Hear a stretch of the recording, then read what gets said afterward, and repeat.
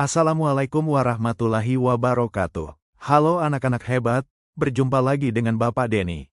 Hari ini kita akan belajar coding dan kecerdasan artifisial dengan materi konsep dasar kecerdasan artifisial fase C untuk kelas 5 dengan materi mesin cerdas dan non-cerdas. Sebelum mulainya pembelajaran kita pada hari ini, kita berdoa terlebih dahulu. Bapak akan mengecek kehadiran kalian. Ayo kita menyanyikan lagu kebangsaan Indonesia untuk menjadi siswa patriot dan nasionalisme. Baik, mari kita mulai pembelajarannya. Di sini kita akan mendefinisikan kecerdasan artifisial. Karakteristik kecerdasan artifisial, mesin cerdas dan mesin non-cerdas, macam-macam KA, cara kerja KA, dan limitasi kecerdasan KA. Di dalam konsep dasar kecerdasan artifisial memiliki etika kecerdasan artifisial mempunyai alasan menjadi bagian penting dalam kehidupan abad 21.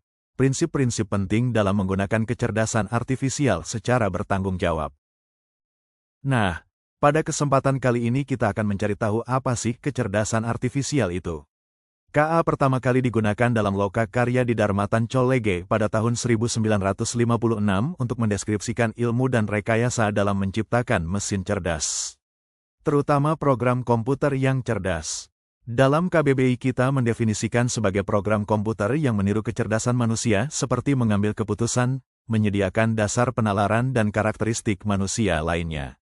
Berarti secara sederhana KA ini adalah teknologi yang membantu komputer belajar dari pengalaman dan melakukan tugas tanpa selalu perlu diperintah oleh manusia secara langsung. Nah, berikut adalah konsep dasar KA. Jadi, KA belajar dari data atau machine learning. KA bekerja berdasarkan algoritma dan model prediktif. KA mampu beradaptasi dan meningkatkan performanya. KA mampu mengenali pola dan membuat keputusan secara otomatis. Dengan demikian dapat kita simpulkan bahwa KA bukan hanya sekedar program komputer biasa. Ia memiliki kemampuan untuk belajar, beradaptasi, mengenal pola, dan membuat keputusan otomatis.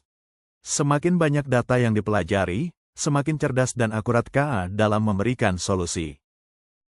Nah, berikut adalah tabel perbandingan KA dan kecerdasan manusia. Di sini ternyata KA ini tidak memiliki perasaan, hanya mengikuti instruksi. Sedangkan manusia bisa berpikir sendiri dan memiliki perasaan serta kreativitas untuk berinovasi dan menciptakan ide baru. KA juga belajar dari data dan program yang diberikan. Hanya memahami hal yang ada dalam datanya saja dan hanya bisa membuat keputusan berdasarkan angka dan juga pola. Sedangkan manusia bisa belajar banyak hal yang berbeda dan beradaptasi dengan lingkungan melalui interaksi sosial tentunya. Bisa memahami konteks yang luas, bisa membuat keputusan dengan pertimbangan emosi, nilai moral, dan etika. Nah, kali ini kita masuk ke mesin cerdas dan mesin non-cerdas. Sebuah mesin dapat dikategorikan cerdas jika ia memiliki kemampuan untuk yang pertama belajar dari pengalaman jadi, tidak hanya mengikuti instruksi yang sama berulang kali. Kemudian menyesuaikan diri dengan perubahan tanpa perlu diprogram ulang dan membuat keputusan sendiri berdasarkan data yang dikumpulkan. Tabel di bawah ini adalah perbandingan mesin cerdas KA dan mesin non-cerdas konvensional. Mari kita cermati bersama-sama. Pada aspek cara kerja, mesin cerdas bisa belajar dari pengalaman dan memperbaiki kinerja. Sedangkan mesin non-cerdas hanya bekerja sesuai instruksi yang sudah diprogram. Dalam aspek adaptasi, mesin cerdas bisa menyesuaikan diri dengan kondisi baru tanpa perlu diperintah ulang. Sedangkan mesin non-cerdas tidak bisa menyesuaikan diri, hanya mengikuti pola tetap. Pada aspek pengambilan keputusan, mesin cerdas bisa mengambil keputusan sendiri berdasarkan data yang ada. Sedangkan mesin non-cerdas memerlukan intervensi manusia untuk setiap keputusannya. Berikut adalah contoh mesin cerdas yang menggunakan teknologi KA asisten virtual seperti Google Assistant atau Siri yang bisa menjawab pertanyaan, mengatur alarm, dan memberikan saran berdasarkan kebiasaan penggunanya. Kemudian ada KA Chatbox, layanan penggunaan otomatis pelanggan otomatis yang biasanya ada di aplikasi belanja seperti e-commerce dan lain sebagainya. Mobil otonom tanpa pengemudi yang bisa berjalan sendiri dengan menggunakan sensor dan KA untuk mendeteksi jalan lalu lintas dan rambu lalu lintas lainnya. Berikut adalah contoh mesin non-cerdas. Jadi hanya berfungsi sesuai dengan perintah manusia. Contohnya adalah kalkulator. Kalkulator itu pintar, tetapi hanya bisa melakukan perhitungan cepat, tetapi tidak bisa belajar atau memahami maksud penggunaannya. Jadi, Ketika kalkulator ini mengalami error atau terjadi kesalahan memerlukan bantuan manusia, tidak bisa mengambil keputusan sendiri. Yang kedua, mesin cuci manual yang masih harus diatur oleh manusia untuk memilih mode pencuciannya serta tidak bisa menyelesaikan jumlah air atau kecepatan putaran secara otomatis berdasarkan beban cucian. Yang ketiga ada remote TV yang hanya bisa berfungsi untuk mengganti saluran channel TVA. Dengan cara menekan tombolnya, ia pun tidak bisa menyesuaikan sendiri untuk berpindah ke acara yang disukai si pengguna atau histori tontonannya. Selanjutnya, kita lihat pada tabel macam-macam kecerdasan artifisial ada beberapa teknologi, penjelasan, fungsi serta contoh dalam kehidupan sehari-hari yang kita ketahui.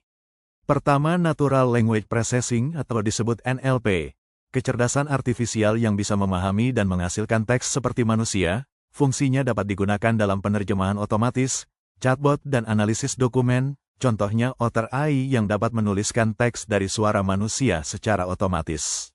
Dan banyak sekali macam-macam kecerdasan artifisial yang bisa kita lihat pada tabel.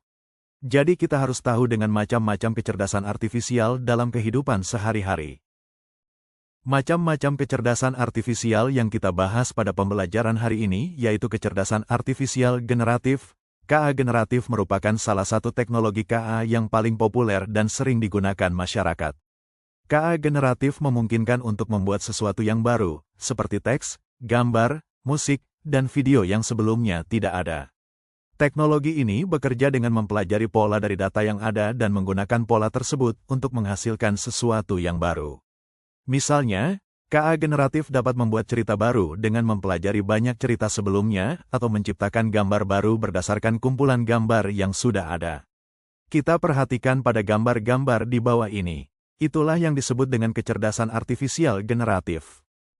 Nah, kita sudah mulai memasuki materi cara kerja kecerdasan artifisial. Secara sederhana, cara kerja kecerdasan artifisial terdiri 3 tahap utama yang kita ketahui. Pertama adalah data atau disebut sebagai masukan yang akan proses pada tahap kedua yaitu, pelatihan modal disebut sebagai proses. Nanti akan diarahkan melalui tahap yang ketiga yaitu, prediksi dan output lainnya yang disebut sebagai luaran.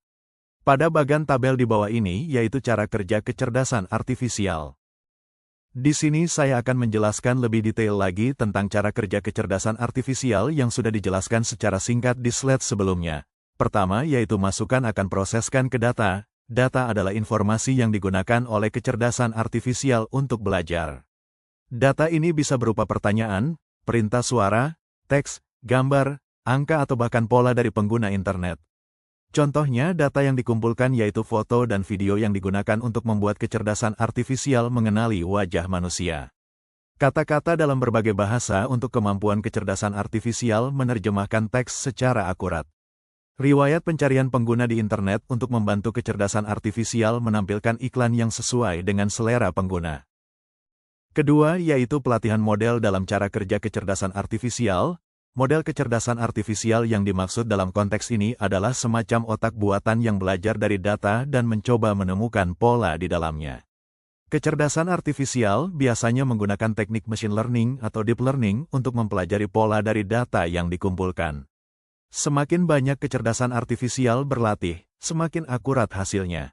Contohnya Google Assistant atau Siri belajar memahami suara penggunanya setelah sering digunakan. Kecerdasan artifisial di aplikasi belanja belajar memahami produk yang penggunanya suka dan merekomendasikan produk serupa. Ketiga, prediksi dan output dalam cara kerja kecerdasan artifisial. Setelah kecerdasan artifisial belajar, ia bisa memberikan hasil berupa prediksi ataupun output lainnya, seperti keputusan, hasil karya seni, prediksi, saran, dan lain-lain. Misalnya, jika kecerdasan artifisial telah dilatih dengan banyak gambar kucing, maka kecerdasan artifisial bisa menebak apakah gambar baru adalah kucing atau bukan. Contohnya, Google Maps atau Waze memprediksi jalan mana yang macet berdasarkan data lalu lintas sebelumnya. Spotify merekomendasikan lagu-lagu yang mungkin disukai berdasarkan lagu yang sering penggunanya dengarkan. Penting sekali untuk diperhatikan bahwa KA tidak selalu benar. Jika KA diberi data yang salah atau tidak cukup banyak, maka prediksinya juga bisa salah. Oleh karena itu, semakin baik data yang digunakan untuk melatih KA, semakin akurat hasilnya.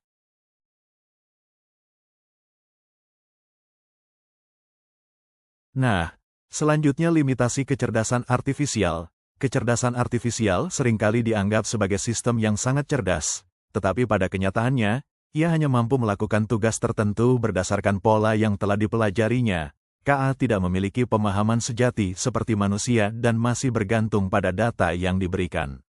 Oleh karena itu, penting untuk memahami berbagai keterbatasan yang dimiliki oleh kecerdasan artifisial agar dapat menggunakannya dengan lebih bijak. Limitasi kecerdasan artifisial memiliki 3 penjelasan yang harus kita ketahui. Pertama yaitu KA juga dapat membuat kesalahan prediksi akibat keterbatasan data. KA sangat bergantung pada data yang diberikan kepadanya. Jika data yang digunakan lengkap, tidak relevan atau memiliki bisa, maka KA juga akan menghasilkan prediksi yang tidak akurat. Kedua, KA sangat bergantung pada data berkualitas tinggi. Jika data yang diberikan tidak lengkap atau tidak cukup bervariasi, KA akan kesulitan dalam memberikan prediksi yang akurat. Ketiga, dari berbagai keterbatasan ini, maka dapat disimpulkan bahwa meskipun KA adalah alat yang sangat berguna, ia tetap memiliki banyak kekurangan yang perlu diperhatikan. KA tidak bisa berpikir, merasakan, atau berimajinasi seperti manusia, serta sangat bergantung pada data yang diberikan kepadanya.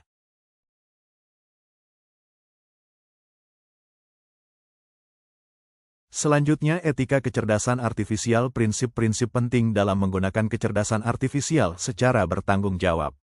Tentang KA, bias algoritma yaitu ketika sistem KA menghasilkan keputusan yang tidak adil karena data yang digunakan tidak seimbang atau mencerminkan prasangka tertentu. Perlindungan privasi dan keamanan data juga menjadi aspek penting dalam penggunaan KA. Banyak teknologi KA bekerja dengan mengumpulkan dan menganalisis data dalam jumlah besar, termasuk informasi pribadi pengguna. KA generatif semacam ChatGPT atau Gemini biasanya memberikan disclaimer bahwa tidak selamanya informasi yang dihasilkan itu akurat, sehingga tetap perlu ada pengecekan kembali terhadap hasil yang ditampilkan. Dengan pemahaman yang baik, kita dapat berpikir kritis terhadap informasi yang dihasilkan oleh KA, menghindari ketergantungan berlebihan, serta memastikan bahwa teknologi digunakan sebagai alat bantu, bukan sebagai pengganti pemikiran manusia. Etika kecerdasan artifisial mempunyai 4 prinsip utama dalam etika kecerdasan artifisial, yaitu transparansi pembuatan keputusan. KA harus dapat dijelaskan, akuntabilitas, pihak yang bertanggung jawab atas kesalahan KA, adil dan non-diskriminatif, menghindari bias dalam algoritma KA, privasi, menggunakan KA tanpa melanggar hak pengguna. Nah, materi ini akan kita pelajari lebih lanjut di pertemuan selanjutnya. Terima kasih telah menyaksikan video ini. Semoga bermanfaat. Sampai jumpa di video selanjutnya. Assalamualaikum warahmatullahi wabarakatuh. Yeah.